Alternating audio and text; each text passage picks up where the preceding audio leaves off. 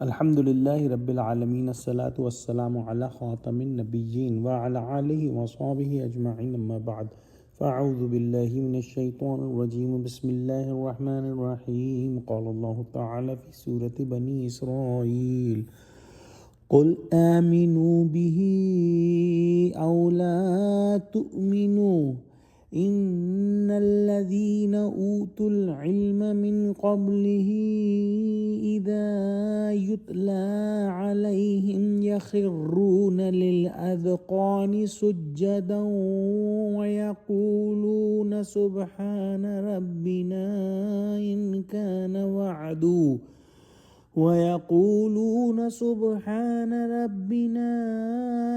كان وعد ربنا لمفعولا ويخرون للأذقان يبكون ويزيدهم خشوعا۔ ترجمہ، کہہ دو کہ تم اس پر ایمان لاؤ یا نہ لاؤ، یہ فی نفس ہی حق ہے جن لوگوں کو اس سے پہلے علم کتاب دیا ہے۔ جب وہ ان کو پڑھ کر سنایا جاتا ہے تو وہ تھوڑیوں کے بل سجدے میں گر پڑتے ہیں اور کہتے ہیں کہ ہمارا پروردگار پاک ہے، بے شک ہمارے پروردگار کا وعدہ پورا ہو کر رہا، اور وہ تھوڑیوں کے بل گر پڑتے ہیں اور روتے جاتے ہیں، اور اس سے ان کو اور زیادہ عاجزی پیدا ہوتی ہے۔ یہ آیت سجدہ ہے، سجدہ کر لیجئے۔ ان آیات میں بتایا گیا کہ چاہے تم مان لو یا نہ مانو، قرآن کی حقانیت اور رسول اللہ صلی اللہ علیہ وآلہ وسلم کی تصدیق وہ انصاف پسند اہل علم کر رہے ہیں جو پچھلی کتابوں کی بشارتوں سے واقف ہیں۔ وہ جب اس کلام کو سنتے ہیں تو تھوڑیوں کے بل سجدے میں گر پڑتے ہیں اور بے ساختہ پکار اٹھتے ہیں کہ سبحان اللہ، یہ کیسا عجیب و غریب کلام ہے۔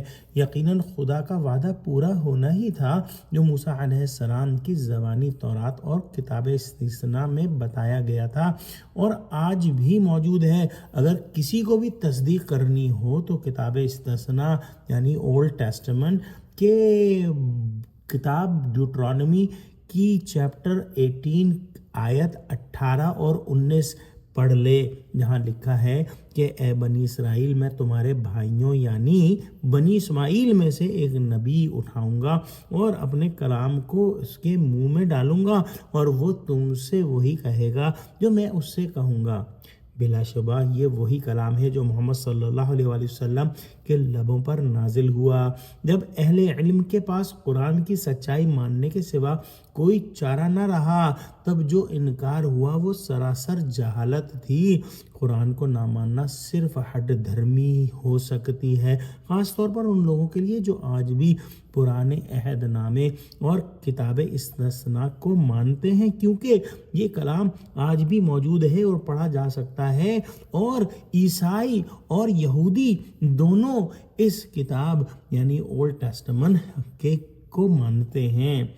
ایسے علماء جن کے دل میں نہ نفرت تھی، نہ عداوت تھی، نہ بغاوت تھی، نہ تکبر تھا، وہ ان آیات کے پس منظر میں قرآن پڑھ کر ایمان لائے اور مسلمان ہو گئے۔ قرآن سن کر دل نرم پڑ جاتے ہیں، سجدہ کرتے ہیں تو عاجزی اور بڑھتی ہے۔